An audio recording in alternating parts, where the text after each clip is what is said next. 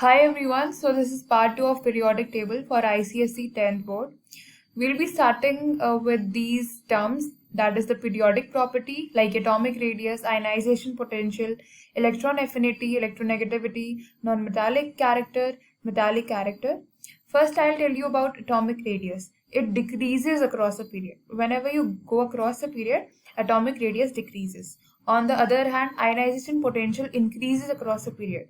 Electron affinity, it increases across a period, and electronegativity also increases. Non-metallic character increases and metallic character decreases. So if you notice this thing, that across a period two properties are decreasing, that is metallic character and atomic radius, and that is how you can learn. If you are not able to remind yourself of what the properties are and across a period what actually happens, you can remind yourself of atomic radius and metallic character, because these two properties, they decrease across a period. Coming to the definition, and we'll start with atomic size. Now if I talk about atomic size, it is the distance between the center of the nucleus and the outermost shell of the atom. अगर मैंने एक atom ले लिया है, यहाँ पर एक atom है, ये एटम थोड़ा अजीब सा डिस्टॉर्टेड सा बन गया है, बट आप देख लो, इसको थोड़ा कॉम्प्रोमाइज कर लो. यहाँ पर एक एटम बन रखा है, this is the nucleus, okay, and this is the outermost shell layer. So यहाँ से लेकर यहाँ तक, यानी सेंटर, इस न्यूक्लियस के सेंटर से लेकर यहाँ तक, मैं थोड़ा इसको इरेज कर देता हूँ कि आपको कंफ्यूजन ना हो. ये हम इसकी बात नहीं कर रहे हैं, यहाँ सेंटर से लेकर इस आउटरमोस्ट शेल तक, इसको हम कहते हैं atomic radius. Okay, distance between the centre of the nucleus and outermost shell of the atom. अगर आपको लर्न नहीं हो रहा है तो आपको बस समझना है, न्यूक्लियस के सेंटर से लेकर आउटरमोस्ट शेल तक का डिस्टेंस को हम एटॉमिक रेडियस कहते हैं, राइट. एटॉमिक साइज पूरा एक साइज हो गया है, पर इसको हम रेडियस कहेंगे. Second comes ionization potential. It is the amount of energy required to remove an electron from the outermost shell of an isolated gaseous atom. अब मैं इसमें आपको बहुत easily बताऊंगी. मैंने एक एटम ले लिया है, ओके, ये न्यूक्लियस है और इसके ये शेल्स हैं, 1 2, मैंने 3 शेल्स ले लिए. ये अमाउंट ऑफ एनर्जी होता है जो कि रिक्वायर होता है, जो कि हमें चाहिए ताकि हम एक इलेक्ट्रॉन निकालें सबसे आउटरमोस्ट शेल से. ये जैसे कि ये हमारा एक इलेक्ट्रॉन है, आउटरमोस्ट शेल में जो ये इलेक्ट्रॉन है, इसको जब हम निकालेंगे तो उसमें जो एनर्जी लगेगी, जो उसमें एनर्जी रिक्वायर्ड होगी इस इलेक्ट्रॉन को निकालने के लिए, उसको हम आयनाइजेशन पोटेंशियल कहते हैं, right. And when this electron it moves to the other atom, then it forms a cation, क्योंकि जब भी आप किसी चीज को डोनेट करते हो तो कैटायन बनता है. Coming to electron affinity, it is the amount of energy released when an atom in the gaseous state accepts an electron to form an anion. जब भी एक्सेप्ट करेगा ना, कोई भी एटम एक्सेप्ट कर रहा है, समझ लो छीन रहा है, वो छीन रहा है, तो छीनने वाले लोग नेगेटिव होते हैं, ऐसे करके आप लर्न कर सकते हो. तो ये जैसे ये इलेक्ट्रॉन है और ये जो है ये एटम है, क्या कर रहा है, एक्सेप्ट कर रहा है, ये एक्सेप्ट कर रहा है इस इलेक्ट्रॉन को, ठीक है, बाहर से आ रहा है सपोज. तो उसमें जो एनर्जी लगती है, उसमें एनर्जी जो रिलीज होती है जब एक एटम एक्सेप्ट करता है एक इलेक्ट्रॉन, तो उसको हम कहते हैं electron affinity. Coming to electronegativity, it is the tendency of an atom to attract electrons to itself when combined in a compound. इसकी टेंडेंसी यानी अट्रैक्ट करने की इलेक्ट्रॉन्स को अपनी तरफ जब भी कंपाउंड में कंबाइन होता है. अगर हम बात करें trends in atomic size across a period, number of shells remain same. अगर आप पीरियोडिक टेबल देखोगे, चलो पीरियोडिक टेबल पे चलते हैं, तो जब भी आप अक्रॉस अ पीरियड जाएंगे, जो हमारे शेल्स होते हैं वो सेम रहते हैं. यानी अगर हम lithium beryllium boron carbon nitrogen ऐसे हम जाएंगे सेकेंड पीरियड में, तो जो आपका शेल नंबर होगा सेम रहेगा, ठीक है. जैसे यहाँ पर लिथियम है, 3 है इसका एटॉमिक नंबर, 2 1 बनेगा, यहाँ 2 2 बनेगा, एंड देन यहाँ पर 2 3 2 4 2 5.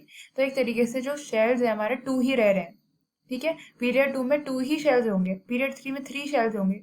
तो इस तरीके से सेकेंड पीरियड में सेम नंबर ऑफ शेल्स रहते हैं. अगर हम बात करें न्यूक्लियर चार्ज की, तो ये लेफ्ट टू राइट क्या होता है, इंक्रीज होता है, जिस वजह से जो साइज होता है एटम का वो डिक्रीज होता रहता है.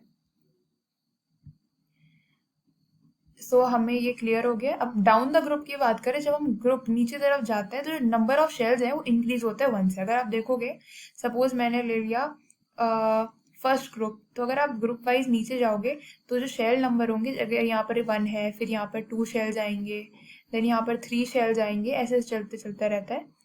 तो shell number it increases by 1 and nuclear charge also increases, hence atomic size increases.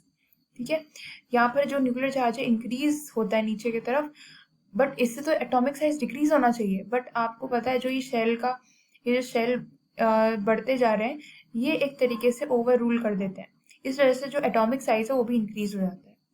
Trends in an ionization potential, across a period ionization potential increases, nuclear charge increases. अगर हम अक्रॉस ए पीरियड बात करें, left to right जब हम जाते हैं, तो जो आयनाइजेशन पोटेंशियल है वो क्या करता है, इंक्रीज करता है।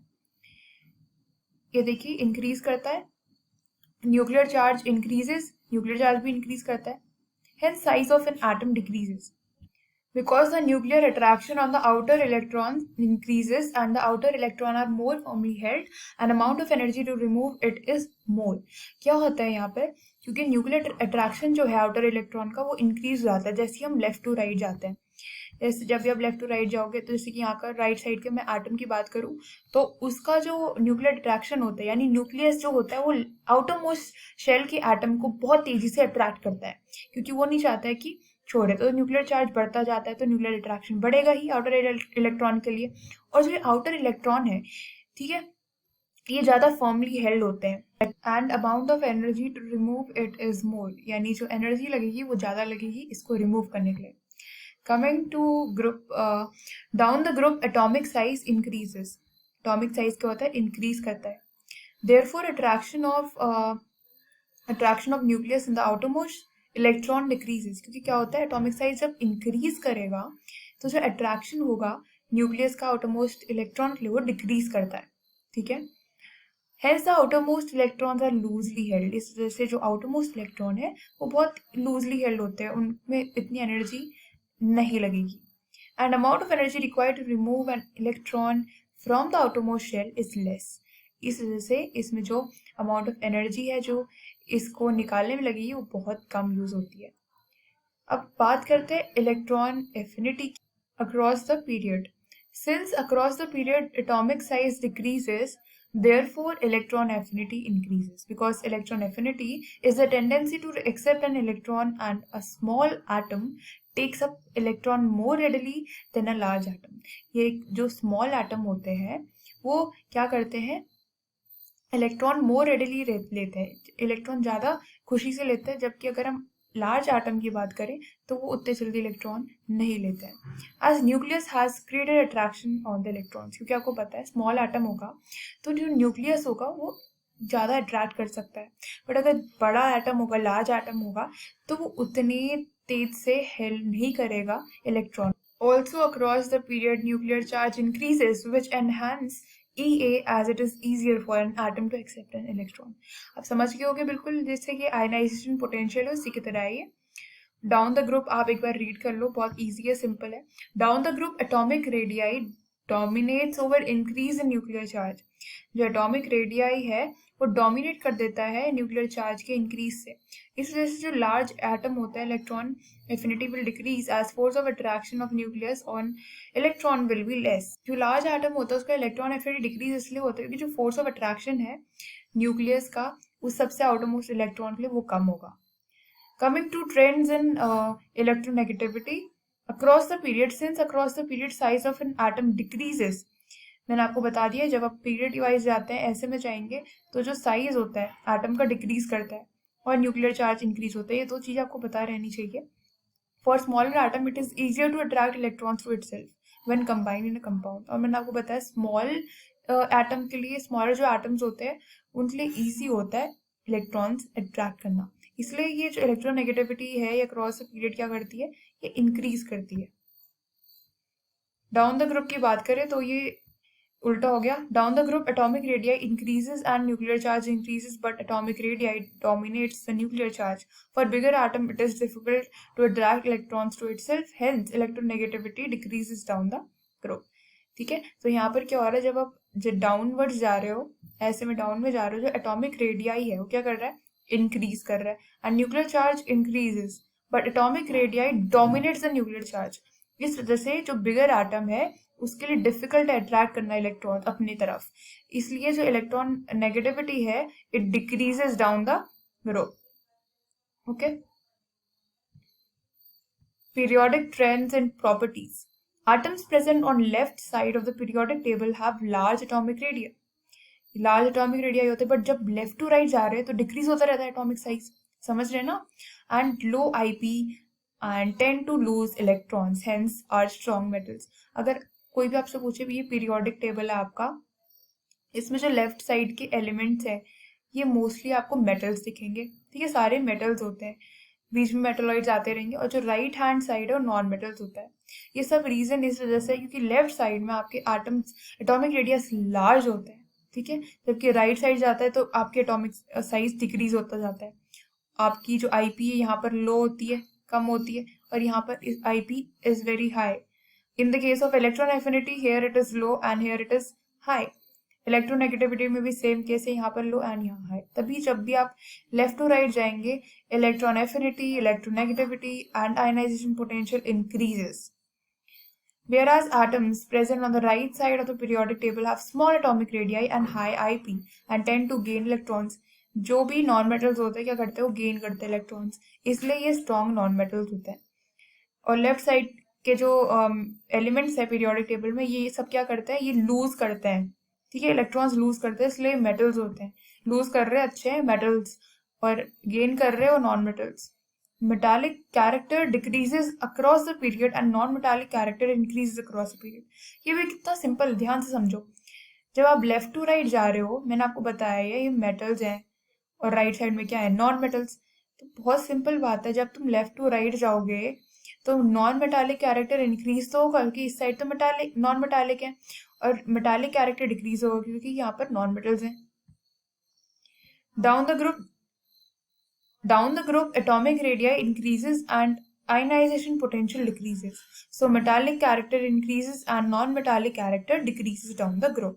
Elements at the bottom of a group are most metallic, have large atomic size, lowest IP, are thus loosely held and form ions from metals most readily and thus are more reactive. Down the group जाओगे जो atomic radii है क्या करता है, increase करता है, और IP decrease करता है.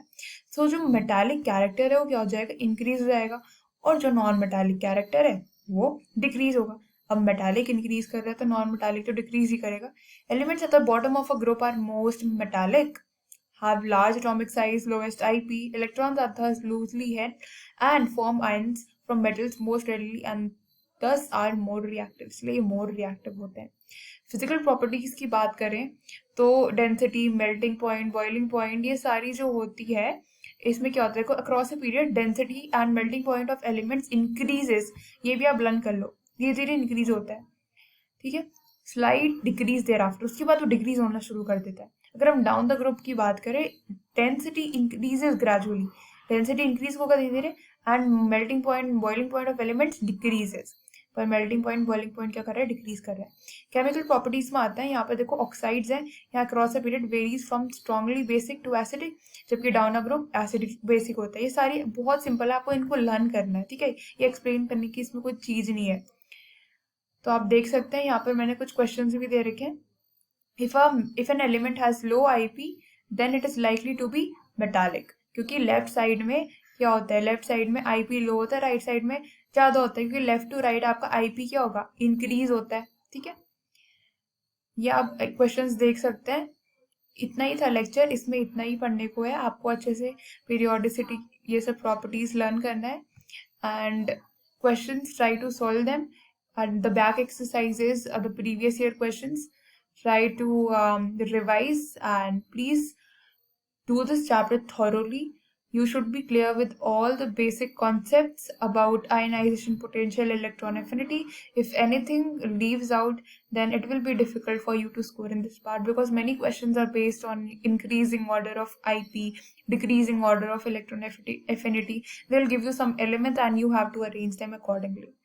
Thank you for watching the video.